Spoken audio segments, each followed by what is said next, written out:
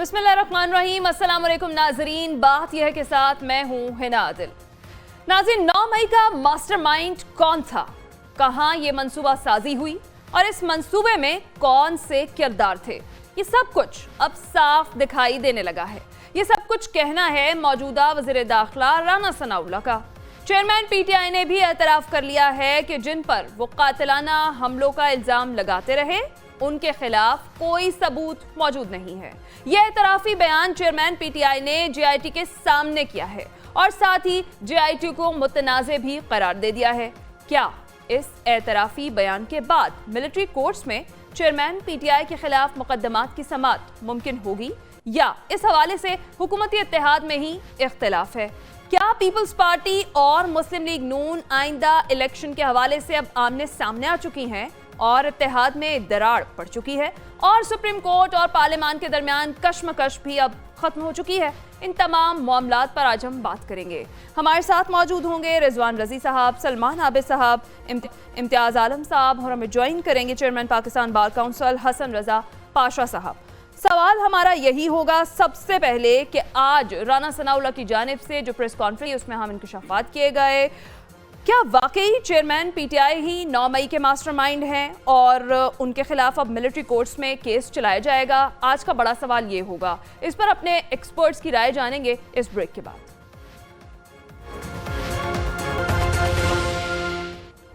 Welcome back ناظرین۔ رانا ثناءاللہ نے اپنی پریس کانفرنس میں کہا کہ چیئرمین پی ٹی آئی نے تسلیم کیا ہے کہ ان کے پاس قتل کی سازش کا کوئی ثبوت نہیں ہے، اور ان کا مزید یہ کہنا تھا کہ جے آئی ٹی نے چیئرمین پی ٹی آئی کو جھوٹا اور مکار بھی قرار دے دیا ہے۔ حسن رضا پاشا صاحب، میں آپ سے ہی آغاز کر لیتی ہوں، لیگل ایسپیکٹ سے بات کرتے ہیں۔ چیئرمین پی ٹی آئی جہاں پر اعتراض اٹھا رہے ہیں اس جے آئی ٹی پر، وہیں وہ تحریری طور پر اسی جے آئی ٹی میں یہ بتا چکے ہیں کہ ان کے پاس کوئی ثبوت نہیں ہے اس حوالے سے۔ تو یہ بیان کیا ان کے گلے کا پھندا بن جائے گا یا پھر قانونی طور پر کوئی اور آپشن بھی موجود ہے؟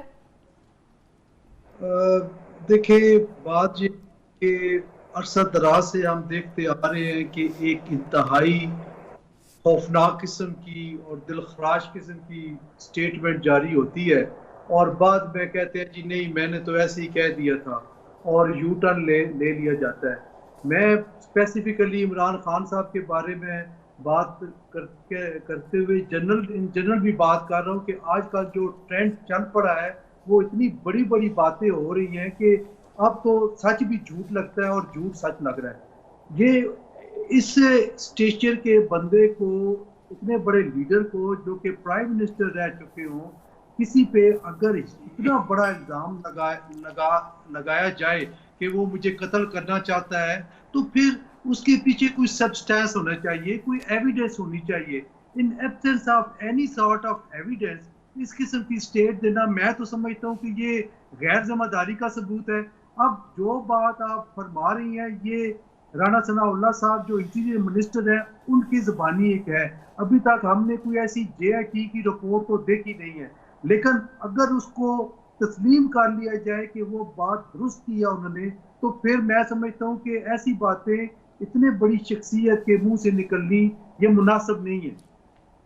ٹھیک ہے رضی صاحب، آپ مجھے یہ بتائیں کہ جو بیانیہ اس پر بنایا گیا تھا کیا وہ بھی دم توڑ گیا ہے؟ اور چیئرمین پی ٹی آئی ایک جانب تو سی جے آئی ٹی کو متنازع قرار دے رہے ہیں، دوسری جانب تحریری طور پر وہ یہ جواب دے چکے ہیں کہ ان کے پاس کوئی ثبوت نہیں ہے۔ بہرحال وہ اپنے ایک ٹویٹ میں یہ ضرور کہتے ہیں کہ اگر کبھی اس معاملے پر آزادانہ تحقیقات کی گئی تو میں ثبوت پیش کروں گا۔ اچھا، ٹویٹ بھی آ گیا ان کا۔ دیکھیے ہم اس کو پورا نا ایک سیکوینس میں دیکھ لیتے ہیں۔ عمران خان صاحب پہ بقول ان کے قاتلانہ حملہ ہوتا ہے۔ اب قاتلانہ حملہ یا کوئی بھی کرمینل آفینس جہاں پہ ہو جس کے اندر مضروب ہوتا ہے بندہ، چوٹ لگتی ہے، تو وہ وہاں کا ڈسٹرکٹ یا پہلے تو تحصیل ہوتا ہے، لیکن تحصیل نہ ہو تو ڈسٹرکٹ ہیڈ کوارٹر ہاسپٹل کے اندر میڈیکو لیگل ہوتا اس کا۔ عمران خان صاحب نے جو 14 کلومیٹر دور جو میڈیکو لیگل تھی، اگرچہ ان کی گاڑی کے نیچے آ کے کچلی جانے والی جرنلسٹ جو تھی وہ لے جائی گئی ہے وہاں پہ اس ڈسٹرکٹ ہیڈ کوارٹر ہاسپٹل میں، لیکن انہوں نے وہاں پہ جانا مناسب خیال نہیں کیا اور وہ شوکت خانم پہنچ گئے۔ شوکت خانم کو میڈیکو لیگل کی سہولت حاصل نہیں ہے، وہ میڈیکو لیگل سرٹیفکیٹ جاری نہیں کر سکتا۔ پھر ہفتے کے بعد جو جناح ہاسپٹل کا میڈیکو لیگل ہے اس کو وہ طلب فرماتے ہیں اور وہاں پہ بھی اس میڈیکو لیگل ٹیم کو ان کا معائنہ نہیں کرنے دیا جاتا, شیشے میں سے دکھا دیا جاتا ہے کہ وہ خان صاحب سوئے ہوئے ہیں اور آپ اس پہ دستخط کر دیجئے. وہ جو خاتون جس کے نام کے اوپر میڈیکو لیگل جاری کیا جاتا ہے وہ اس دن چھٹی پہ ہوتی ہے. پہلے تو 24 گھنٹے کے اندر میڈیکو لیگل نہ ہونا ہی اس کیس کو دفن کر دیتا ہے پاکستان کے لیگل پروسیجر کے تحت. لیکن عمران خان صاحب اتنے فالٹی ثبوتوں کی بنیاد کے اوپر بھی 3 لوگوں کے خلاف اقدام قتل کا پرچہ درج کروانے کے اوپر اصرار کرتے ہیں. جب وہ پرچہ درج نہیں کروا پاتے, جے آئی ٹی بن جاتی ہے, پھر وہ جے آئی ٹی توڑتے ہیں. جے آئی ٹی اپنی مرضی کی بناتے ہیں, پنجاب میں ان کی حکومت تھی. پھر وہ اپنی مرضی کا سی سی پی او لاتے ہیں اور اس سی سی پی او کی سربراہی کے اندر جے آئی ٹی بنتی ہے. جب اس جے آئی ٹی کے باقی ارکان سی سی پی او سے ڈیفر کرتے ہیں تو سی سی پی او صاحب جو ہیں ان کو فارغ کر دیتے ہیں, پھر نئی جے آئی ٹی بناتے ہیں. آپ تماشا دیکھیں کیا لگا ہوا ہے. پھر نئی جے آئی ٹی بنتی ہے, پھر وہ جے آئی ٹی جو ہے وہ رپورٹ کے ابھی مراحل میں ہوتی ہے کہ سی سی پی او صاحب جو ہے وہ فارغ ہو جاتے ہیں, اور وہ جاتے ہوئے جو پچھلی تمام پروسیڈنگز ہوتی ہیں یا پچھلی تمام جو ریکارڈنگز ہوتی ہیں وہ اپنے نام پہ اپنے ساتھ لے جاتے ہیں, اور ابھی تک ان سے برآمد نہیں کی جا سکی. کہ جو بھی پہلے جو بیانات ہوئے تھے یا پہلے جو آپ نے تحقیقات کی تھی وہ دے دیجئے. یہ دیکھیے پوری کنٹروورسی سے بھرا ہوا ہے. عمران خان صاحب کو بیانیہ بنانے کے لیے ایک بیس چاہیے تھی, اور وہ بیس جو تھی وہ اس گولی کی شکل میں ان کو مل چکی تھی, اور انہوں نے پھر دنیا بھر کے اندر بیانیہ بنایا. اب تو ماشاءاللہ پاکستان کے خلاف دنیا کے ہر کونے کے اندر پی ٹی آئی نے ہائر کر رکھے ہیں ٹرکس, برطانیہ ہو, امریکہ ہو, یورپ ہو, برسل ہو, ویانا ہو, وہاں پہ ٹرک گھومتے ہیں. اس کے اوپر جناب ظلم و ستم کی جعلی داستانیں ہیں جو سوشل میڈیا کے اوپر جعلی ثابت ہو چکی ہوئی ہیں, لیکن وہ وہاں پہ سکرول کر رہی ہوتی ہیں.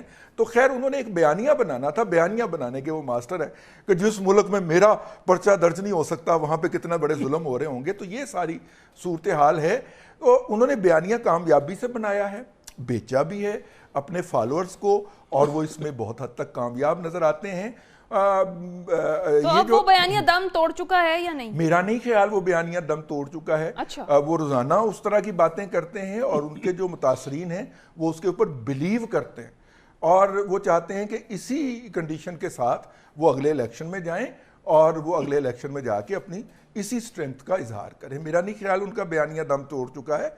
ان کے جو فالورز ہیں وہ اسی جھوٹ پہ لگے ہوئے ہیں. آپ کو ملٹری کورٹس میں جاتا نہیں دکھائی دے رہا یہ معاملہ ان کے؟ دیکھیے وہ ایک ڈیفرنٹ چیز ہے.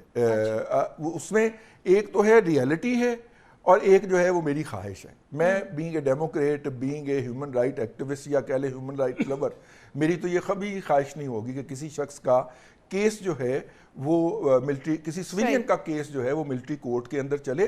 وہ ملٹری کورٹ کسی بھی نوعیت کی ہو, یہ سامنے میں رکھ کے. لیکن یہ بھی بات میرے سامنے ہے, مجھے کرنل ریٹائرڈ انعام الرحیم صاحب ایڈوکیٹ جو ہیں اسلام آباد کے, انہوں نے بتایا کہ عمران احمد خان نیازی صاحب کے دور میں 28 لوگ جو تھے ان کے کیسز چلے ملٹری کورٹس کے اندر یا ملٹری ٹریبیونل کے اندر, اور ان میں سے 3 لوگوں کو سزائے موت بھی ہوئی اور باقی 25 کو عمر قید کی اور مختلف سزائیں ہوئیں. تو اب میں اس حقیقت کو کہاں لے کے جاؤں, لیکن ان کا کیس نہیں جانا چاہیے, بلکہ کسی بھی سویلین کا کیس جو ہے وہ ملٹری کورٹ میں نہیں جانا چاہیے. یہ اصولی بات. ٹھیک ہے سلمان عابد صاحب, رانا ثناء اللہ کی آج کی جو پریس کانفرنس ہے اس کے بعد تو پھر یہ طے ہو جاتا ہے کہ چیئرمین پی ٹی آئی 9 مئی کے جو حملے ہیں ان کے ماسٹر مائنڈ ہیں. کیا وہ یہی کہنا چاہ رہے تھے, اور کیا چیئرمین پی ٹی آئی کے خلاف اب ملٹری کورٹس میں مقدمات چلتے دیکھ رہے ہیں آپ؟ دیکھیے رضوان عزیز صاحب کا مقدمہ سننے کے بعد تو مجھے احساس ہوا ہے کہ عمران خان نے وہ جو پلاسٹک والی پانی والی جو گولی ہوتی ہے, وہ جو بندوق ہوتی ہے پانی والی, یہ اس سے انہوں نے اپنے اوپر فائر کیے ہیں, خود کروائے ہیں نا سارے کے سارے فائر, اور اس سے تو کوئی زخمی نہیں ہوا کیونکہ ماشاءاللہ مقدمہ تو انہوں نے پیش کر دیا کہ سارا کا سارا جھوٹ پر مبنی ہے. اور وہ قادر پٹیل صاحب بھی تھے, اس کا بھی کبھی ذکر کر دیا کریں. ایک انہوں نے بھی مقدمہ پیش کیا تھا عمران خان کے خلاف جس کا کتنا مذاکرہ خیز مذاق اڑایا گیا پروگراموں کے اندر بھی, اور وہ جو پمپس والے ہیں انہوں نے بھی اپنی رپورٹ جاری کر دی.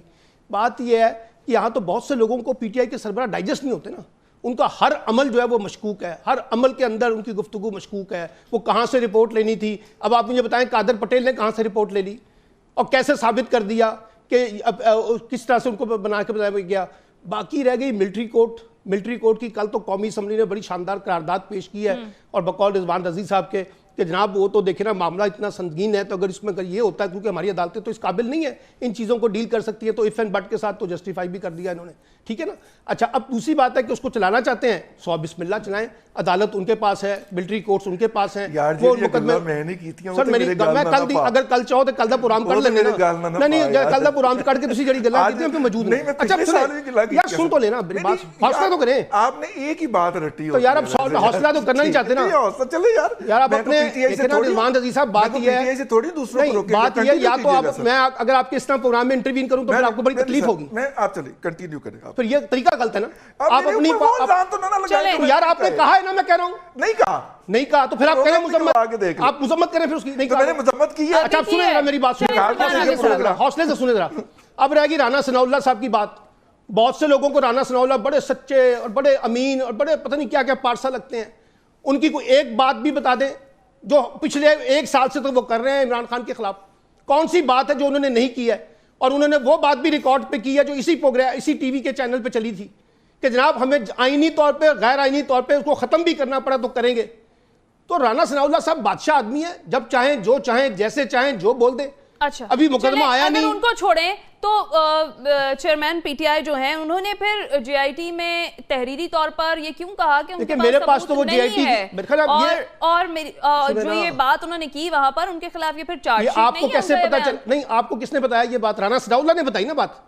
اب آپ رانا ثناء اللہ کی بات پہ یقین کر کے بات کر رہی ہیں ساری کی ساری. ابھی یار سن تو لے یار رضوان عزیز صاحب سن تو لے. سلمان عامر صاحب چیئرمین پی ٹی آئی کی جانب سے ایک ٹویٹ ہے وہ کیا گیا ہے، آپ کی نظروں سے گزرا ہوگا. انہوں نے ری ٹویٹ کیا ہے ایک صحافی کے ٹویٹ کو، اس کے اوپر جو اس میں کوسچنز تھے اس کے اوپر وہ یہ لکھتے ہیں کہ سب سے پہلے تو میں جو کچھ ویڈیوز میں نے کہا ہے کہ میں اس سب کی تصدیق کرتا ہوں. سوال تو یہ ہے کہ جب میں نے ایک اعلیٰ افسر کے خلاف مقدمہ تک درج نہیں کروا سکا جس کے بارے میں مجھے علم تھا کہ وہ رانا ثناء اللہ اور شہباز شریف کے ساتھ مجھ پر قاتلانہ حملے کے منصوبے میں ہی نہیں بلکہ اس حملے کے بعد مشترکہ تحقیقاتی ٹیم جو اس نتیجے پر پہنچی کہ حملے میں 3 حملہ تھے کی تحقیقات کو سبوتاج یعنی کور اپ کرنے میں بھی ملوث تھا، تو ایسے میں شواہد کیسے فراہم کروں؟ بہت شاندار. آپ نے سنیں، اب سن لینا، اب آپ نے بات ختم کر لی نا یا نہیں کی؟ جی جی اب آپ نے یہ مقدمہ تو سنا دیا، وہ مقدمہ بھی سنائیں جو عمران خان صاحب نے کہا کہ جس ملک کے اندر مجھے ایف آئی آر درج کرنے کی وہاں پر اجازت نہیں ہے، جس کے خلاف میں ایف آئی آر کٹانا چاہتا ہوں،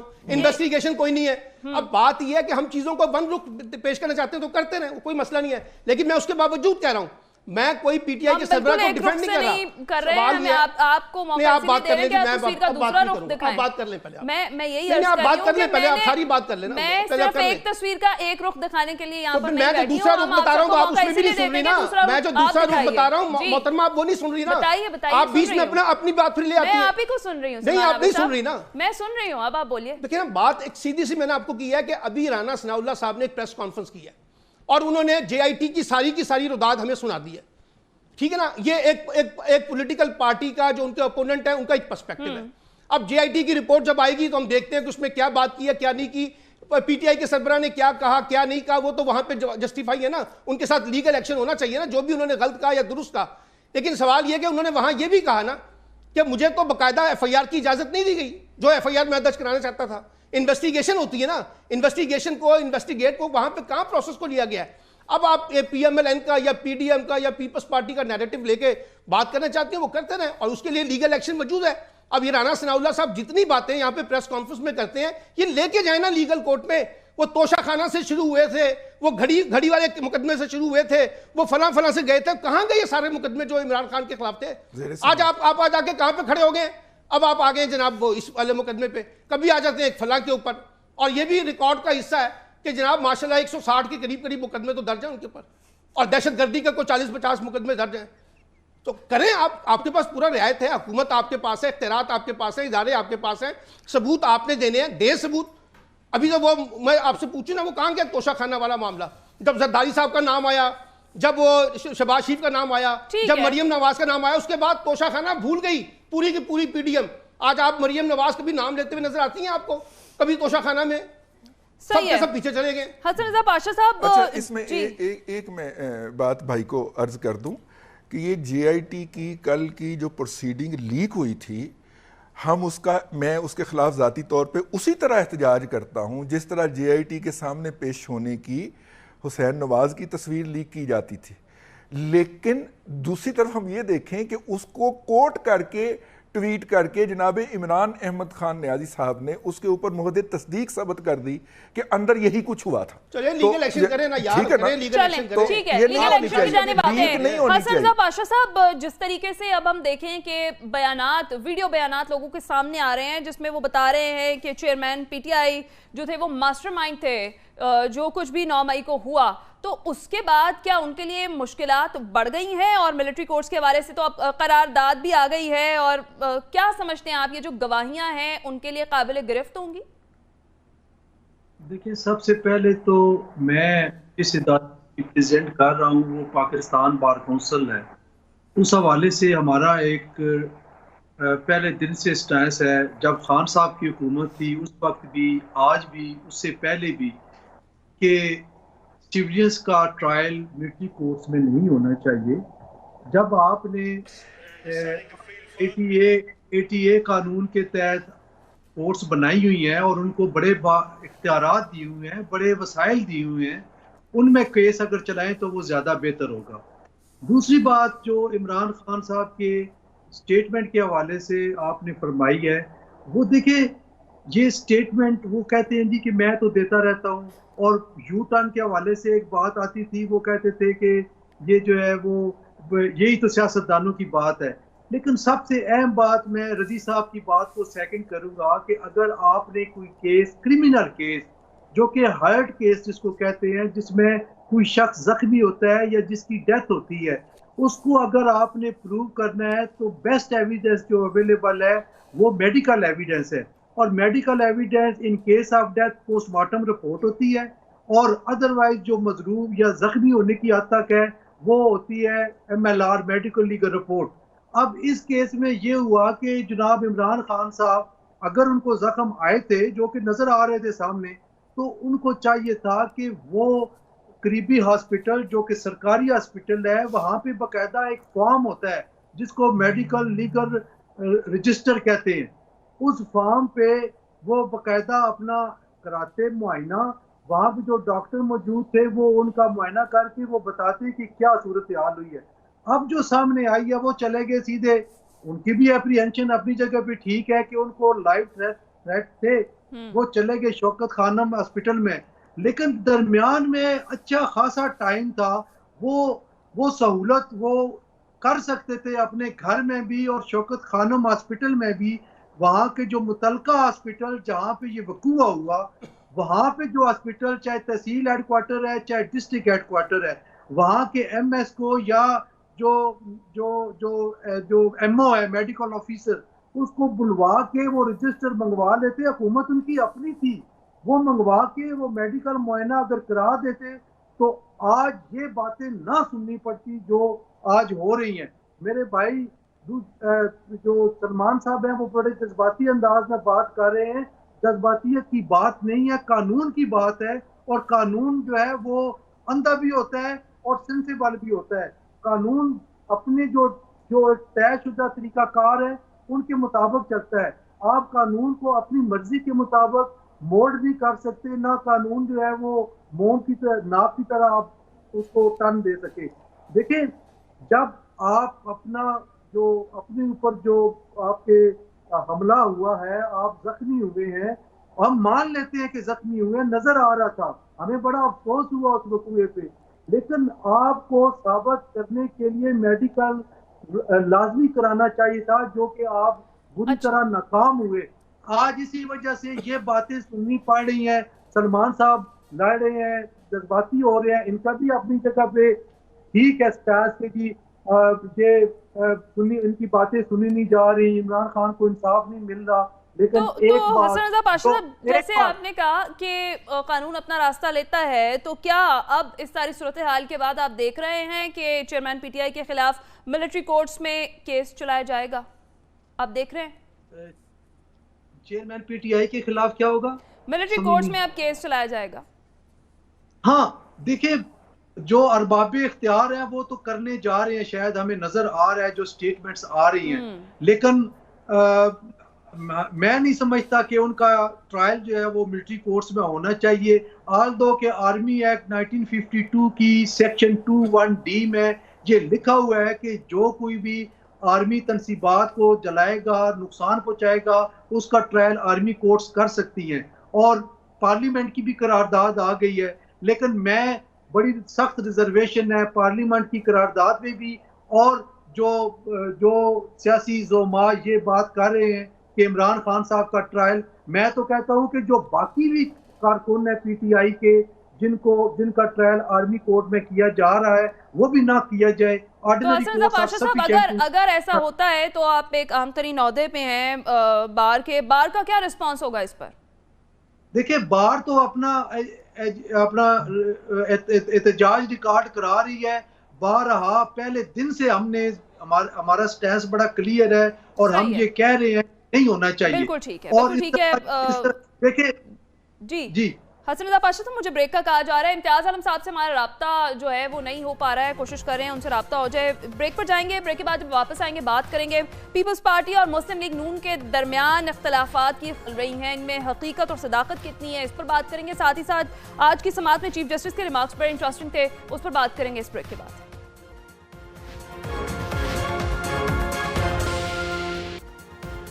ویلکم بیک ناظرین. بریک پر جانے سے پہلے سوال ہم چھوڑ کر گئے تھے کہ پیپلز پارٹی اور مسلم لیگ نون کے درمیان اختلافات کی جو خبریں ہیں ان میں حقیقت اور صداقت کتنی ہے. کیا پیپلز پارٹی اور مسلم لیگ نون آئندہ الیکشن کے حوالے سے اب آمنے سامنے آ چکی ہیں؟ سلمان عابد صاحب، فطری بات ہے، یہ کوئی جو اتحاد تھا یہ انتخابی اتحاد نہیں تھا، اور نہ کبھی اس کا دعویٰ کیا گیا ہے. تو جب بھی انتخابات ہوں گے، پیپلز پارٹی کا اپنا پلیٹ فارم ہوگا، پی ایم ایل این کا اپنا پلیٹ فارم ہوگا. اگرچہ ایک زمانے میں ابھی کچھ عرصے پہلے خواجہ آصف صاحب کہتے تھے کہ ہمیں پی ٹی آئی کا مقابلہ کرنے کے لیے مشترکہ امیدوار دینے ہوں گے، لیکن اب بات تھوڑی سی بدل گئی ہے، وہ صورتحال نہیں ہے. تو اس لیے یہ فطری بات ہے کہ جیسے جیسے الیکٹوریل پالیٹکس شروع ہوگی، انتخابی ماحول بنے گا، پیپلز پارٹی اپنے پلیٹ فارم سے الیکشن لڑے گی اور پی ایم ایل این اپنے پلیٹ فارم سے الیکشن لڑے گی.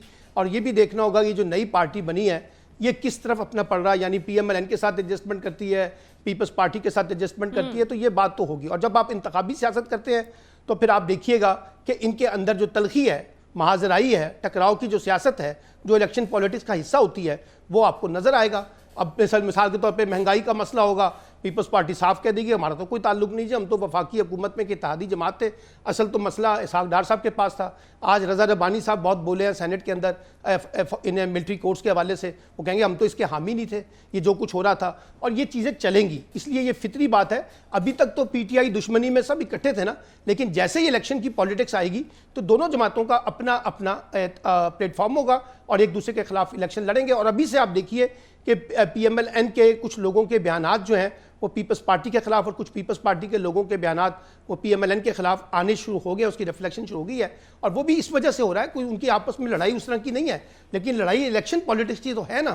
الیکشن میں تو وہ ایک دوسرے کو، یہ تو نہیں ہو سکتا پی ایم ایل این ساری سیٹوں پہ پنجاب میں پیپلز پارٹی کے ساتھ ایڈجسٹمنٹ کر کے الیکشن لڑے گی، یہ تو ممکن ہی نہیں ہے. تو پھر پی ایم ایل این کو کیا ملے گا؟ تو پیپلز پارٹی فائدے میں رہ جائے گی، اس لیے کہ ووٹ بینک تو پی ایم ایل این کے پاس ہے یا پی ٹی آئی کے پاس ہے پنجاب میں، پیپلز پارٹی کے پاس تو نہیں ہے.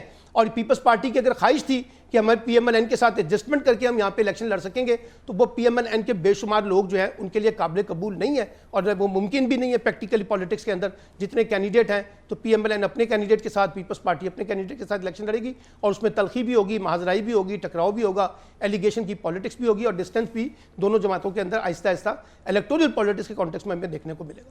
رئیس صاحب، دراڑیں اگر دیکھیں تو باغ الیکشن ہو، ملٹری کورٹس ہوں، یا پھر پنجاب میں مستقبل میں بننے والی حکومت ہو، اس پر اختیارات کی تقسیم پر اعتراضات تو سامنے آ رہے ہیں. کیا کہیں گے آپ آئندہ الیکشن کے حوالے سے؟ اب دونوں جماعتیں آمنے سامنے آ چکی ہیں. دیکھیں، اس میں دو چیزیں ہیں. ایک چیز ہے کہ پیپلز پارٹی جو ہے وہ ہر اس بات کا کریڈٹ لینا چاہتی ہے جو کہ اچھا ہوا ہے اس حکومت کے دوران، اور ہر اس بات کا کریڈٹ نہیں لینا چاہ رہی یا ڈسکریڈٹ نہیں لینا چاہ رہی جو اس حکومت کے دوران برا ہوا ہے.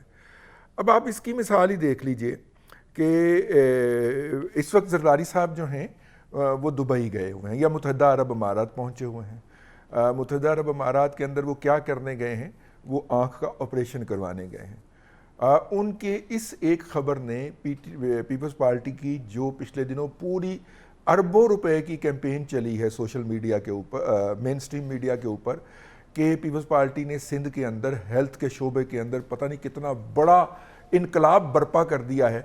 اس ایک موو نے اس پوری مہم کا بیڑا غرق کر دیا.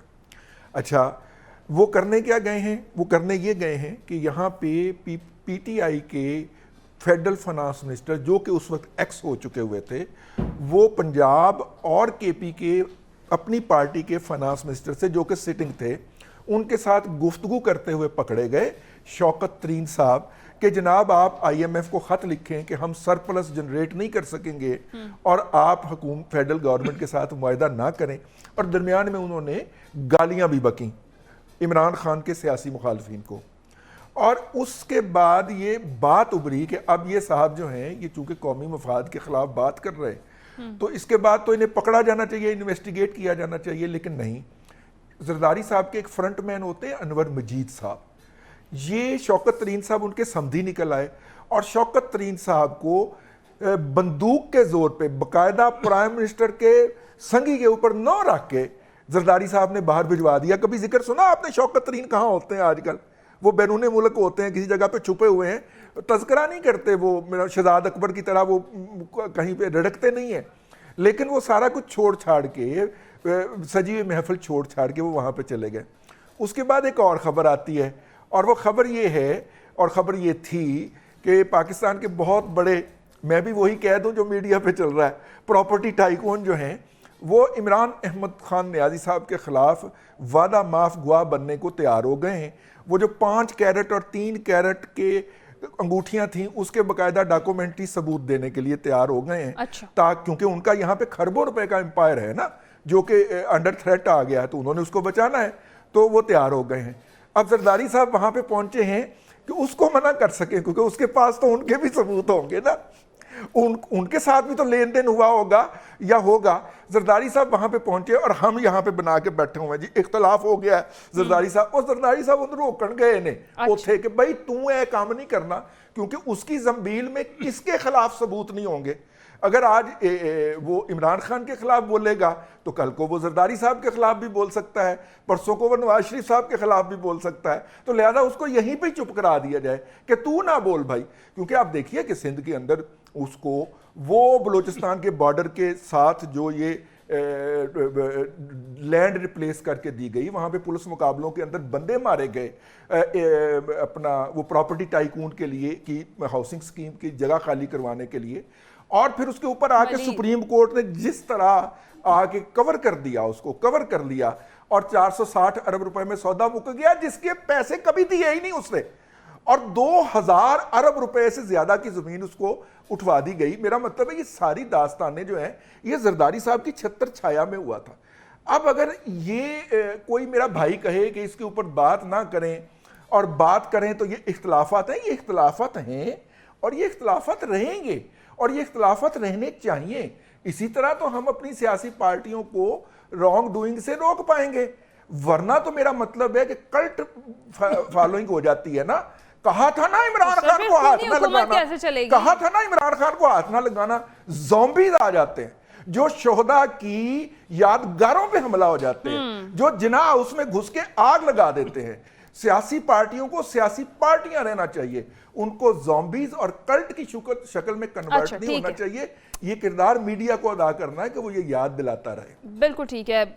حسن رضا پاشا صاحب، obviously میں آپ سے سیاست پر تو نہیں بات کروں گی، لیکن کچھ عدلیہ میں بھی سیاست ہو رہی تھی، کچھ مہاجرائی بھی چل رہی تھی. سپریم کورٹ میں پنجاب میں انتخابات کرانے کے فیصلے کے خلاف الیکشن کمیشن کی نظر ثانی درخواست اور reviews and orders and judgement act کے سماعت کے دوران چیف جسٹس عمر عطا بندیال کی جانب سے ریمارک سے دیے گئے کہ ہم بار بار قانون معطل نہیں کر سکتے، ہم نے پہلے قانون کو معطل کیا، اب دوسرے کو معطل نہیں کر سکتے. کیا سمجھتے ہیں آپ، جوڈیشری میں ایک جو اندرونی کشمکش چل رہی تھی وہ ختم ہو رہی ہے، یا جو مہاجرائی عدلیہ اور پارلیمان کی تھی وہ ختم ہو رہی ہے، معاملات بہتری کی جانب جا رہے ہیں، یا پھر یہ کہنا قبل از وقت ہوگا؟ دیکھیں یہ چیف جسٹس صاحب کے ریمارک بڑے فائن ہیں اور وہ آئسولیشن میں نہیں دیکھے جا سکتے.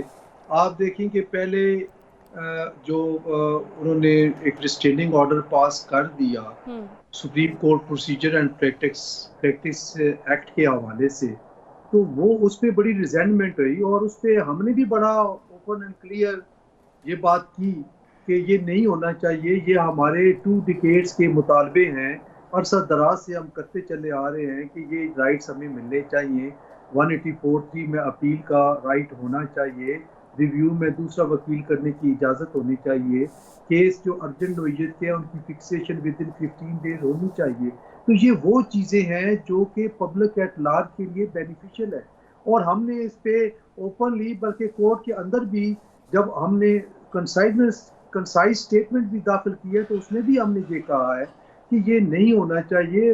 اور بینچ پہ بھی ہم نے انتہائی ادب کے ساتھ آبجیکشن کیا کہ یہ کیا ہی بہتر ہو کہ اگر آپ نے 7 رکنی بینچ بنا دیں جو 7 سینئر موسٹ ججز ہیں ان کو بٹھا دے تاکہ کوئی انگلی نہ اٹھا سکے. تو جب یہ ساری چیزیں سامنے آئیں، پارلیمان نے بھی بڑی ریزنٹمنٹ شو کی اس حوالے سے. وہ آپ کے سامنے ہے، جس طریقے سے بھی اپریشیٹ کرتے ہیں یا نہیں کرتے، جو باتیں ہوئی ہیں وہ اپنی جگہ پہ حقیقت ہے. اور honourable supreme court of Pakistan نے وہ ریکارڈ بھی سارا ڈاؤن لوڈ کر لیا ویب سائٹ سے. تو یہ ساری چیزیں جب دیکھی گئی تو ابھی آنریبل سپریم کورٹ نوٹس تو ایشو کر دیا لیکن کوئی ریسٹیننگ آرڈر پاس نہیں کیا. اور اس میں واقعی ایک میں سمجھتا ہوں کہ یہ اچھا جسچر ہے. اور یہ جو ٹینشن بنی ہوئی تھی اس کو کام ڈاؤن کرنے کے لیے، اس کو ختم کرنے کے لیے یہ اچھی کوشش ہے. اس کو اپریشیٹ کرنا چاہیے. اس میں نہ کسی کی جیت ہے نہ کسی کی ہار ہے. ملک کو دیکھنا ہے کہ کیا ہمارا ملک اس کنفرنٹریشن کا متحمل ہو سکتا ہے یا نہیں. کیا یہ کنفرنٹریشن انڈیفینٹ پیریڈ کے لیے اگر جاری رہے تو اس کے بینیفیشری کون ہوں گے. اور اگر بینیفیشری کوئی اور ہے اور اس کا نقصان پورے ملک کو ہونا ہے تو پھر وائڈر ڈیٹ سے دیکھنا پڑے گا کہ کیا ہے. تو میں سمجھتا ہوں کہ یہ اچھی چیز ہے. اس کو اگر آپ موضوع بحث نہ بنائیں تو زیادہ اچھا ہے تاکہ کل کوئی یہ نہ کہہ سکے. پاشا صاحب لاسٹ میں مجھے بتا دیں، جو موجودہ چیف جسٹس اور مستقبل کے چیف جسٹس نے ایک پودا لگایا تھا وہ یعنی پھل پھول رہا ہے پھر؟ جی دعا کریں کہ پھلتا پھولتا رہے. اس پہ میں آپ کے پروگرام کے ذریعے سے ایک چیز honourable chief justice of Pakistan کو ریکویسٹ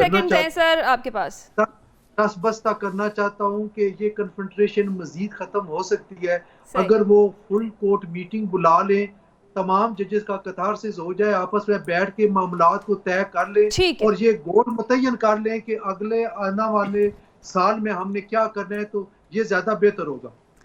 بالکل ٹھیک ہے. ناظرین تمام پینلسٹ کی رائے آپ نے جانی. سے اتنا ہی. اپنا خیال رکھیے گا، فیڈ بیک دیجیے گا. اللہ حافظ.